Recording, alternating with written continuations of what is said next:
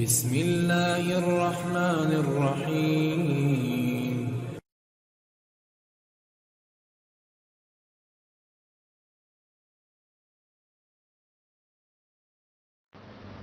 میرے سرکار مخدوم گرامی حضور سیدی شاہ سرکار تاج الاولیاء رحمت اللہ علیہ و نبر اللہ تربتہ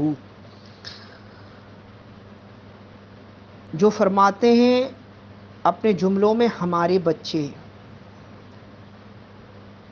تو اس کا معنی کیا ہے؟ آج فقیر عبدالسمیع قادری آپ لوگوں کو یہ بتاتا ہے کہ اس کا معنی بہت گہرا ہے، اور اس کا معنی اتنا گہرا ہے کہ جس کو سمجھ میں آ جائے وہ کبھی بزرگان دین کی محبت سے خالی نہیں رہ سکتا۔ دراصل اللہ رب العزت بڑا رحم فرمانے والا مہربان ہے، اور اس کی رحمت کی رحم و کرم کی سب سے بڑی نشانی قرآن مقدس نے بیان کی، وما ارسلناک الا رحمۃ للعالمین، اور وہ خود ہمارے آقا رحمت عالم صلی اللہ تعالی علیہ وآلہ وبارک وسلم کی مقدس ذات ہے۔ رحمت للعالمین سے جو مراد ہے قرآن مقدس کے اندر، آپ صلی اللہ تعالی علیہ وآلہ وسلم کو اللہ نے سارے عالم کے لیے، عالمین کے لیے رحمت فرمایا۔ وہ ہر عالم کے لیے رحمت ہیں،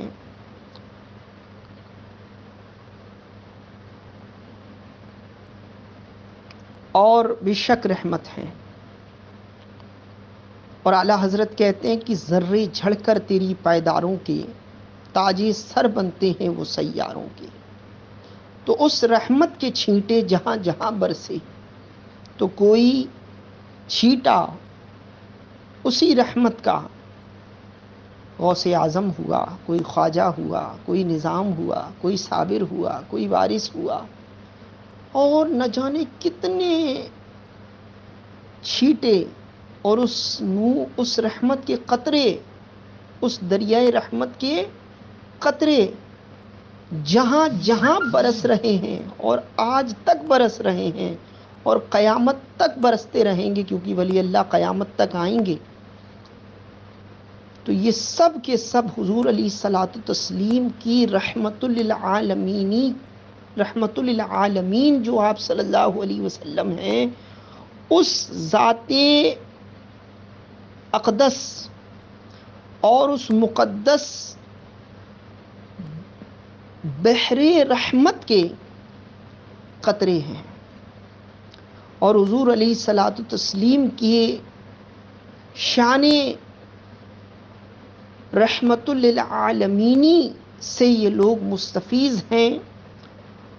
خود بھی مستفیض ہیں اور لوگوں کو بھی مستفیض کرتے ہیں۔ تو لہٰذا اللہ کا ہر ایک ولی، چاہے وہ کہیں بھی ہو، کسی بھی مقام پر ہو، مخلوق خدا کے لیے رحمت ہوتا ہے۔ اور اللہ نے ولیوں کو حضور کے صدقے میں رحمت بنایا۔ ایک تو حضور رحمت للعالمین ہوئے، اور پھر اوپر سے اللہ کا فضل و کرم دوبالا ہو گیا کہ اس نے اپنے ہر ولی کو عالم کے لیے رحمت بنا دیا۔ اب ایک گہرے نقطے پر میں آپ کو روشنی ڈال دوں۔ صحابہ نے حضور سے پوچھا، کیا حضور نے صحابہ سے پوچھا صلی اللہ علیہ وآلہ وسلم نے کہ صحابہ بتاؤ بندہ کس چیز سے جنت میں جائے گا؟ حدیث پاک کا خلاصہ آپ کے سامنے پیش کر رہا ہوں۔ صحابہ نے، کسی نے نماز، کسی نے روزہ، کسی نے کچھ کہا۔ حضور نے فرمایا کہ بندہ صرف اور صرف اللہ کے فضل و رحم و کرم سے جنت میں جائے گا۔ اور یہ بات حقیقت ہے کہ انسان کی جنت میں جانے کا سبب انسان کے اعمال نہیں ہیں، حقیقت میں اللہ کا رحم ہے، اور بطفیل رحمت للعالمین ہے۔ تو پتہ یہ چلا کہ جب اللہ کا ہر ولی رحمت ہے، اور پھر دوسری حدیث جیسا کہ حدیث پاک میں آتا ہے کہ میری امت میں 70,000 افراد ایسے ہوں گے جو بغیر حساب و کتاب جنت میں جائیں گے، اور ان میں ہر ایک کے ساتھ پھر 70,000 ہوں گے۔ تو اب وہ جو لوگ سلسلوں کا انکار کرتے ہیں، اولیاء کا انکار کرتے ہیں، ان کو کیا بات سمجھ میں آئے کہ یہ 70 ہر ایک کے ساتھ 70,000 کہاں سے آئیں گے؟ تو بس یہی چشتی ہے، یہی قادری ہے، یہی سہروردی ہے، یہی ابو رلائی ہے، یہی نقش بندی ہے، یہی بزرگان دین کے ماننے والے ہیں، یہی غوث و خواجہ کے چاہنے والے ہیں، یہی تو ہوں گے جو ان 70,000 کے ساتھ پھر ہر ایک کے ساتھ 70,000 یہ سلسلے جو بزرگوں کے جڑ رہے ہیں کڑیوں در کڑی۔ تو منافق کو یہ حدیث سمجھ میں نہیں آئے گی، لیکن اہل سنت الحمدللہ دل میں آنکھیں رکھتے ہیں، دل کے کان رکھتے ہیں، وہ سمجھ لیتے ہیں۔ جو عشق والے ہیں اور جو اندھے ہیں وہ کچھ نہیں سمجھتے۔ ثم بکم عمی فہم لا یرجعون، کیونکہ اللہ تعالیٰ نے انہیں آنکھ والا بنا کر بھی اندھا رکھا، کان والا بنا کر بھی بہرا رکھا، اور زبان والا بنا کر بھی، بولنے والا بنا کر بھی گونگا رکھا۔ تو وہ نہیں سمجھتے الحمدللہ۔ تو اسی میں سے اللہ کے ولیوں کی باتیں ہیں۔ تو جو اللہ کے ولیوں کی باتیں ہیں وہ اللہ تعالیٰ کی نبی کی حدیث پاک ہے، حدیث قدسی ہے کہ جب بندہ فرائض و واجبات کے ساتھ نوافل کی کثرت کرتا ہے تو اللہ تعالیٰ اس کو اپنا قرب اس طرح عطا فرماتا ہے۔ حدیث پاک کا خلاصہ ہے کہ اللہ تعالیٰ اس بندے کی زبان بن جاتا ہے جس سے وہ کلام کرتا ہے، آنکھ بن جاتا ہے جس سے وہ دیکھتا ہے، ہاتھ بن جاتا ہے جس سے وہ عطا کرتا ہے۔ تو یہ کیوں کر ہیں؟ یہ اسی سبب سے، اسی وجہ سے ہے کیونکہ وہ اپنے رب کے عشق میں فنا ہو گیا۔ تو جو فنا ہو گیا تو ہاتھ بن جانا مطلب زبان اس کی یہ کلام اللہ کا ہے، آنکھ اس کی یہ دیکھنا خدا کا ہے۔ تو جب وہ اس منزل پر، اس مقام پر پہنچ گیا تو اب اس کو نادان غافل انسان تو کیا سمجھے کہ اس کے ہاتھ ید اللہ ہو گئے، اس کی آنکھ سے وہ نہیں دیکھتا، اس کی آنکھ اللہ کا دیکھنا ہے۔ وہ خدا نہیں، با خدا نہیں، مگر یہ حق ہے کہ وہ خدا سے جدا نہیں۔ تو جب ایک سادہ سا ولی کے لیے رب کا یہ فرمان ہے تو محبوب کی ذات کا اندازہ تو ہم لگا نہیں سکتے۔ بہرحال یہاں ولیوں کی بات میں کر رہا ہوں تو ولیوں کا جو قول ہے، جیسا کہ میرے سرکار تاج الدین اولیاء نے فرمایا، ہمارے بچے تو چونکہ یہ رہتی دنیا تک کے لیے آپ کا قول ہے، جیسا کہ غوث پاک نے ارشاد فرما دیا کہ جو مجھے اپنا پیر مان لے وہ میرے حلقہ بیعت میں ہے، جیسا کہ بزرگوں نے جو ارشاد فرما دیا وہ ہو گیا بس۔ کیوں؟ کیونکہ اللہ کی ولیوں کی زبان اللہ کا کلام ہے۔ تو جب حضرت تاج الدین اولیاء یہ فرما رہے ہیں تو جو اپنے آپ کو ان کو اپنا روحانی باپ مانے گا تو بے شک وہ ان کا بچہ ہے، بے شک وہ ان کا بچہ ہے، اور اپنے بچوں کی فکر کرنا ہر باپ کا فرض ہے۔ تو الحمدللہ جس نے غوث پاک کو اپنا روحانی باپ مانا، غوث پاک اس کی پرواہ کریں گے، جس نے خواجہ کو اپنا روحانی باپ مانا، خواجہ اس کی پرواہ کریں گے۔ جس طرح پیر روحانی باپ ہوتا ہے، ہر نبی اپنی امت کا روحانی باپ ہوتا ہے، ایسی روحانی باپ بزرگان دین بھی ہوتے ہیں۔ اسی لیے تو حضور علیہ الصلوۃ والتسلیم کی ازواج مطہرات کو امہات المومنین کہتے ہیں، کیونکہ حضور امت کی روحانی باپ ہیں۔ پھر اس باپ نے بھی ایک سلسلہ چلایا، اس روحانی باپ نے بھی ایک سلسلہ چلایا جو اولیاء الزام کا تھا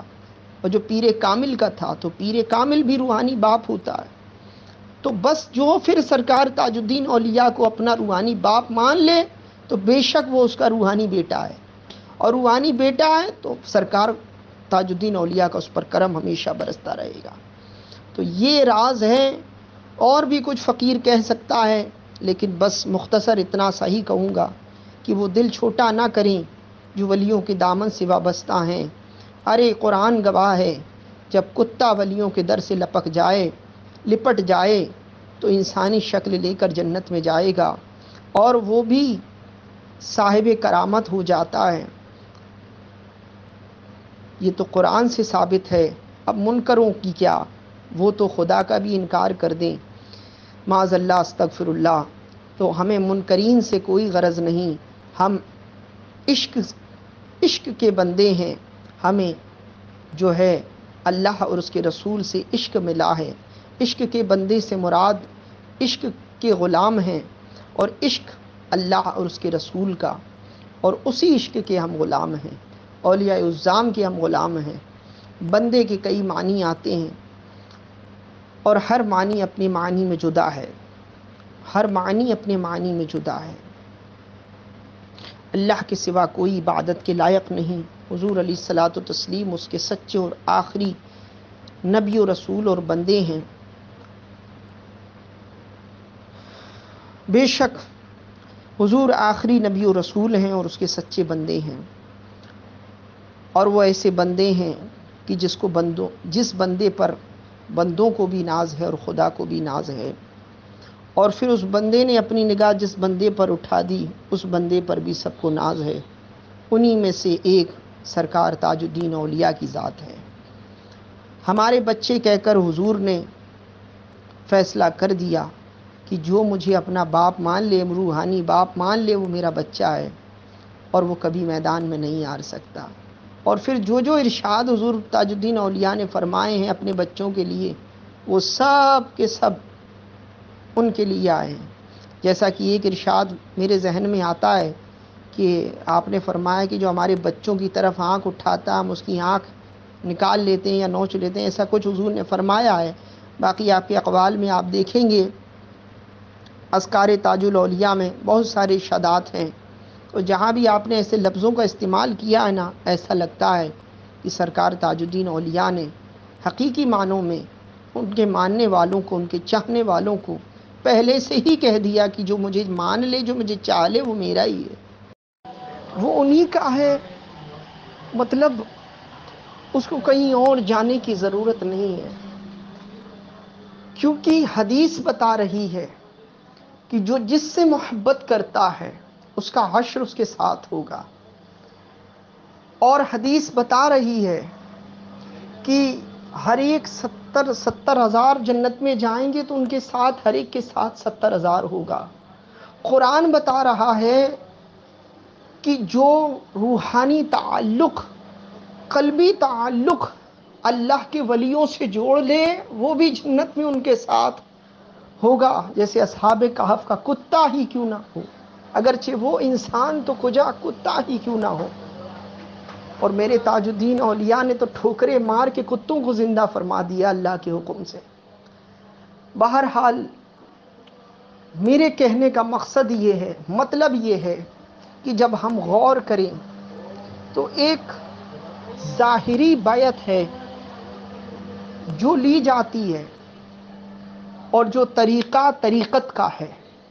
اور دوسری باطنی بیعت ہے، جیسے اویس کرنی رضی اللہ تعالی عنہ کہ حضور کو کبھی دیکھا نہیں اپنے ماتھے کی نگاہ سے، لیکن جب پوچھا گیا کہ حضور کیسے ہیں تو بتا دیتے تھے کہ حضور ایسے ہیں، حضور ایسے ہیں۔ اور عاشقی تو اس سے ایک سلسلہ بھی ہے، سلسلہ اویسیہ جسے کہتے ہیں، اور اس پر بزرگان دین کی بہت بڑی گہری تحقیق ہے کہ حضور سے ملے بغیر، ملاقات کیے بغیر حضور علیہ الصلوۃ والتسلیم سے فیض حاصل کیا اور اپنے وقت کے عظیم تابعی بنے۔ جس طرح صحابہ نے ہاتھ پر بیعت کی، اس طریقے سے حضرت اویس نے بیعت نہیں کی تھی، لیکن شان کیا تھی؟ تو اسی طریقے سے طریقت میں دو اصول ہیں، ایک ظاہری طور پر استفادہ حاصل کرنا، فیض حاصل کرنا، جو ظاہری پیروں سے ہوتا ہے، پیر کامل سے ہوتا ہے، ہر پیر سے نہیں، پیر کامل جو جامع شرائط ہو، اور ایک وہ جو قلبی تعلق کسی ولی سے ہو جائے تو پھر اس کو چاہیے کہ وہ اہل سنت کے عقیدے پر قائم رہ کر اسی پر استقامت کرے، بس اس کے لیے وہی کافی ہے، وہی کافی ہے۔ کیونکہ جنت میں جانے کے لیے پیر سے مرید ہونا شرط نہیں ہے، سنی صحیح العقیدہ ہونا شرط ہے۔ جو بھی صحیح العقیدہ ہوگا، وہ عقیدہ جو صحابہ کرام رضوان اللہ علیہم اجمعین سے اب تک سچے پکے نیک صالحین تک چلا آ رہا ہے، جو بریلی کے رضا نے ہمیں دیا ہے رضی اللہ تعالیٰ عنہ، جو سرکار تاج الشریعہ نے ہمیں دیا ہے رضی اللہ تعالیٰ عنہ، جو حضور محدث کبیر ہمیں دے رہے ہیں حفظ اللہ تعالیٰ عنہ، تو جو حضور گلزار ملت ہمیں دے رہے ہیں حفظ اللہ تعالیٰ عنہ، تو ان بزرگان دین کا جو عقیدہ ہے، جو طریقہ ہے، اگر اس پر قائم ہے تو ہر سنی صحیح العقیدہ جنت میں جائے گا۔ لیکن پیر سے ظاہری نسبت کا یہ فائدہ ہے کہ اس کو جو ہے کڑی سے کڑی جڑ کر حضور تک پہنچتی ہے اور اس پر فیض ہوتا ہے، لیکن اس کا ہرگز یہ معنی نہیں کہ جو ظاہراً کسی پیر سے مرید نہیں لیکن وہ کسی بزرگ سے نسبت رکھتے ہیں، بس یہی نسبت ان کو روحانی طور پر حضور سے جوڑی ہوئی ہے، اگرچہ ظاہری طور پر وہ نہیں جڑے لیکن روحانی طور پر جوڑی ہوئی ہے، جیسا کہ حدیثوں سے میں نے بتایا۔ تو کل بات یہ ہے کہ جب غوث پاک نے کہہ دیا کہ میرا مرید کے حلقے میں ہے جو مجھے اپنا پیر مان لے، تو بے شک ان کا قول رہتی دنیا تک ہے، جب بھی مانے، جس بھی زمانے میں مانے، اگر اس کو کسی سے بیعت نہیں ہونی تو بس وہ عقیدہ درست رکھے، غوث پاک کو مانے، جنت میں جائے گا، فیض پائے گا، غوث پاک کی رحمت و نظر و کرم اللہ کی عطا سے، اللہ کی فضل و کرم سے اس پر برستا رہے گا، اللہ کے حکم سے اس پر برستا رہے گا۔ اسی طریقے سے جب میرے تاج الدین اولیاء نے بچہ کہہ دیا تو اس بچہ کہنے میں راز ہے کہ جو ان کو اپنا روحانی باپ مان لے بس وہ تاج الدین اولیاء کا مرید ہے روحانی طور پر، پھر تاج الدین اولیاء جانے اور وہ جانے۔ لیکن جو لوگ ظاہری طور پر کسی پیر کامل جامع شرائط پیر سے بیعت ہیں، وہ اور زیادہ اچھا کام انہوں نے کیا ہے، میں اس کو غلط نہیں کہہ رہا، میں اس کا رد نہیں کر رہا، معاذ استغفر اللہ، کیونکہ میں بھی خود کسی سے مرید ہوں اور الحمدللہ بزرگوں نے فقیر کو اپنی اجازتوں خلافتوں سے نوازا بھی ہے۔ میں اس چیز کا انکار نہیں کر رہا، اگر کسی کا دل کسی پر آ جائے تو یہ اس کے دل کی بات ہے، وہ ظاہری پیر سے ہونا چاہے تو اچھی بات ہے، وہ ہو جائے، لیکن اگر جو بندے مرید نہیں ہیں کہ ان کا کسی خاص بزرگ سے دل لگا ہے، میرے کہنے کا مقصد یہ ہے جو میں اس بات میں کہہ رہا ہوں کہ اگر کسی کا کوئی مرید نہیں ہوتا کیونکہ اس کا دل غوث پاک سے لگا ہے، کسی کا دل غریب نواز سے لگا ہے، کسی کا دل، اب بندے کا دل ہے جہاں لگ جائے، تاج الدین اولیاء سے لگائے، کسی کا وارث پاک سے لگائے، تو آپ یہ نہیں کہہ سکتے کہ تیرا پیر شیطان ہے، تیرا پیر کوئی نہیں ہے، تو کسی سے ظاہری مرید نہیں ہے، نہیں، یہ تو کہیں دور دور تک بھی وہ شیخ خیال میں نہ لائے، کیونکہ وہ کسی کا تو ہے اور کسی کا ہونا یہ نسبت اویسی، جو اویس کرنی کو جیسی نسبت تھی اسی نسبت کے تحت آتا ہے، ایک نسبت صحابہ کو تھی جو ہاتھ میں ہاتھ تھی، ایک نسبت ویسے کرنی کو تھی۔ میں امید کرتا ہوں کہ آپ لوگ میری بات کو سمجھ رہے ہوں گے کہ تو کسی پر زبردستی نہیں ہے کہ وہ کسی کو پکڑ کے کسی کا مرید کرے، نہیں۔ اگر کسی کا دل کسی پہ آ گیا اچھی بات ہے، بہت اچھی بات ہے، کسی کے ہاتھ میں ہاتھ دے دیا اچھی بات ہے، لیکن جو لوگ نہیں دیتے اور سنی صحیح العقیدہ ہیں، مسلک اعلیٰ حضرت کے پابند ہیں، جس کو پہچان کے لیے آج ہم مسلک اعلیٰ حضرت کہتے ہیں، جو مسلک صحابہ کا تھا، ائمہ مجتہدین کا تھا، ائمہ ربانیین کا تھا، ائمہ ہدا کا تھا، جو مسلک تاج الشریعہ جس کو ہم پہچان کے لیے مسلک اعلیٰ حضرت کہتے ہیں، تو اس پر قائم ہے اور کسی بزرگ سے نسبت رکھتا ہے تو بے شک وہ اس کے مریدوں کے حلقے میں ہیں، بقول ان بزرگوں کے،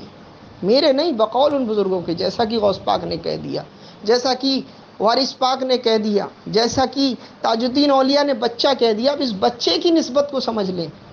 کیوں کہا؟ لفظ کوئی اور بھی لا سکتے تھے، ہمارا چاہنے والا لا سکتے تھے، بچہ کیوں کہا؟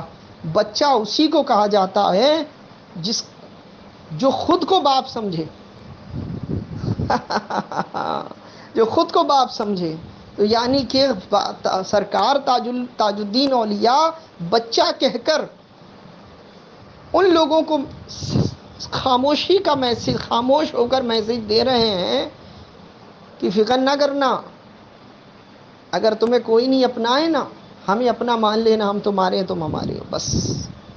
تو اس لیے ان کو نہ چھیڑا جائے، جو جس کا ہے اس کا ہے، بس۔ اللہ تعالیٰ سے امید ہے کہ میری بات کو لوگ سمجھیں گے، بس شرط یہی ہے کہ سنی صحیح العقیدہ ہو۔ اگر عقیدہ درست نہیں ہے تو چاہے وہ کتنے ہی بڑے پیر سے مرید ہو، اس کا مرید ہونا اس کو فائدہ مند نہیں ہے، فائدہ نہیں دے گا، بلکہ بیعت ہی ختم ہو جائے گی۔ اور عقیدہ درست ہے تو بغیر پیر کے بھی جنت میں چلا جائے گا، حضور کی نسبت کافی ہے۔ تو میرے کہنے کا مقصد یہ تھا، جو میں نے آپ کو بتا دیا، کہ جو لوگ نہیں ہوتے کسی کے اور کسی بزرگ سے قلبی نسبت رکھتے ہیں اور بہت شدید نسبت رکھتے ہیں اور دل ان کا نہیں کرتا کسی سے مرید ہونے کا، تو ان کو چھیڑا نہ جائے۔ اور کوئی کسی کا دل اگر کسی بزرگ پر، ظاہری بزرگ پر آ جائے، جیسے سرکار اسجد میاں ہیں، سرکار گلزار ملت ہیں، پیر کامل جو اس کو بھائیں، دنیا میں بہت سارے پیر کامل ہیں، تو اس کو چھیڑا بھی نہ جائے، اس کو چھوڑا بھی نہ جائے، اس کو چھیڑا نہ جائے اور اس کو چھوڑا نہ جائے۔ سمجھ رہے ہیں بات؟ یہ السلام علیکم۔